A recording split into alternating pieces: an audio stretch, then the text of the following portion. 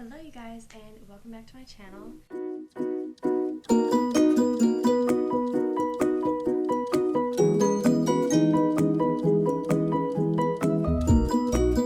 As you can see by the title, we are doing a monthly wrap-up, and for the month of April I read 10 books, so let's get into it. I started reading this year in March, so I read the Giver series, which, if you don't know what that is, at the age of 12, Jonas, a young boy from a seemingly utopian, futuristic world, is singled out to receive special training from the Giver, who alone holds the memories of true joys and pain of life. So I read this on my Kindle. I read the whole Giver series. So it's The Giver, The Messenger, The Sun, and Gathering Blue. So I read all of those, and then I read Things We Never Got Over, which is about this girl Naomi. She wasn't running away from her wedding. She was riding to rescue a strange twin to Knockmount, Virginia. And so it tells all that story of her trying to find her twin sister. Tina leaves her with something unexpected. So her twin is Tina. She leaves her with her daughter, and then she has to navigate taking care of an 11-year-old. And then the guy, Knox, doesn't do complications or high-maintenance women, especially not the romantic ones. So it's kind of like their love story, and then Things We Never Got Over. So then this one is about Knox's brother Nash. So he was known as the good Morgan brother. So he's like the chief of police, and then one of Knox's friends from college, I think, Lena, she comes into town, and so then they have their love story, and you find out like why she's there, all that type of stuff. And then I read All the Ugly and Wonderful Things, which I really wish that I would not have gone into this without looking at the reviews, because then I wouldn't have gone into it at all. I rated it 1 star, which I should have just DNF'd it. A beautiful and provocative love story between two unlikely people in the hard-won relationship that elevates them above the Midwestern meth lab backdrop of their lives. So, the daughter, Wavy, she is the daughter of a drug dealer, and then she has a little brother, Donald. So, Wavy basically has to raise her little brother, and then this guy gets in a motorcycle accident, like outside of her home, so then that's how she meets the guy, Kellen. She's 8 years old at this time. And so by the time Wavy is a teenager, her relationship with Kellen is the only tender thing in a brutal world of addicts and debauchery. I rated this a 1 star because it was very pedophile. That's exactly what it was. I mean, she's 8 years old. She grows up. She thinks that she needs to do certain things with him to show that she would be a good wife. So I really did not enjoy that at all. So make sure you read reviews. And then I read It Starts With Us, and this was such a sweet story. I loved it, but I hated it at the same time because you get to see these two like start something, but you don't really ever get to see more. So like at the end, it like is starting to close things off. It never satisfied my want to see the two of them together. I mean, they're together obviously in the book, but so I don't remember what I rated this, but it could be a 3, I guess. So the next thing was Twisted Love, and I mean, I liked this, but at the same time I didn't, because he was very much, once I do this, I own you type of deal, and then was just very protective of her from like the beginning. It didn't sit right with me. Like, I liked the romance that it had in it, but the way that he acted, it was very stalker vibes,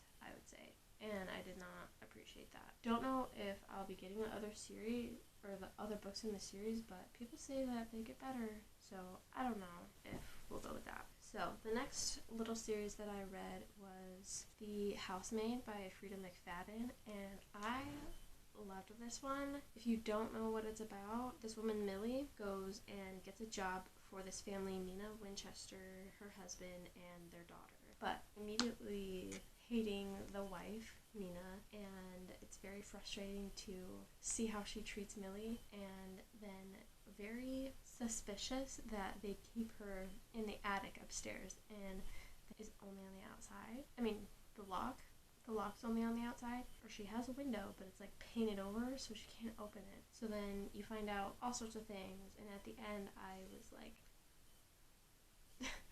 Yeah, it was so good. I rated it 4 stars. And then I went to The Housemaid's Secret. And that one, she goes to the Garrick's household. So in between the housemaid and this book, she has helped people. So it's not like the family that she goes to right after. She is with the Garricks, the husband is Douglas, the wife is Wendy, and then she has to, it's a 2-story apartment type deal, and they're like on the top floor, so she has to like cook and clean, and she doesn't see the wife ever. She is basically in her room all the time, and then you get little glimpses of her, and then you find out some things, and then at the end, oh my word, the ending, I didn't like the storyline as much until I finished it. So if you're struggling with The Housemaid's Secret, just finish it. It's so good. And then after that, I read 1,000 Boy Kisses.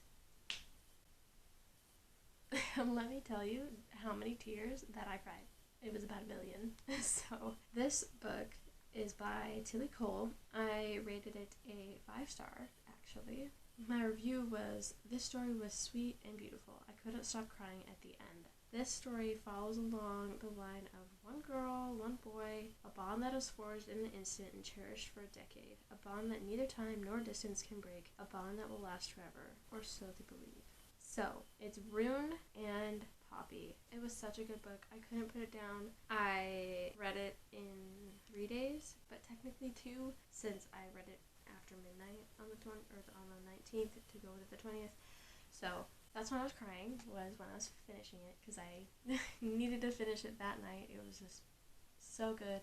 I needed to know how it ended, and it broke my heart and made me cry a lot. So that was a really sweet story. And usually I don't like romances, but this just, I know, I say I don't like romances as I've read these. But I think I'm more of a fantasy romance in it type of girl. And then I started the Throne of Glass series. I finished Throne of Glass, Crown of Midnight, and Heir of Fire just the other day. I went on to Assassin's Blade, but I didn't get to finish it. I only am like this far into it, so I didn't think it would be hard to finish it in time for this video, but this will be in May, TBR. All of these books I ate up so fast, and they're not really thin. I mean, Heir of Fire is like pretty thick.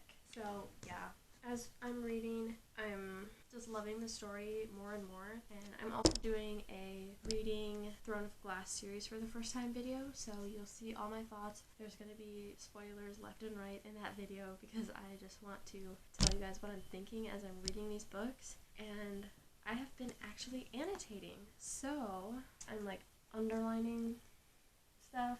Anyways, if you guys watch Brooklyn and Bailey, you know that they love this series, and they got the tattoos to whatever end, and you get the taste of that in Heir of Fire, so I've been really excited about that and to see where that comes in more. So these are really great. If you don't know about what Throne of Glass is, this is about the girl Selena Sardothian, and in this one the prince goes to the like prison camp, basically a camp where they keep slaves to mine salt and other minerals, and so the prince comes here because he knows that she is, I'm trying to find what this city is called, Adarlan.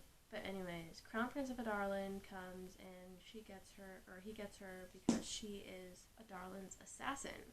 And that's what she calls herself. And the king of Adarlan wants to host a competition to find the king's champion, and that would be his assassin, basically, like his own personal assassin. So that's what this book is about, and I loved every bit of it. I like the start of romance, love triangle type deal. A must read for lovers of epic fantasy and fairy tales. So those are all the books that I read in April and March.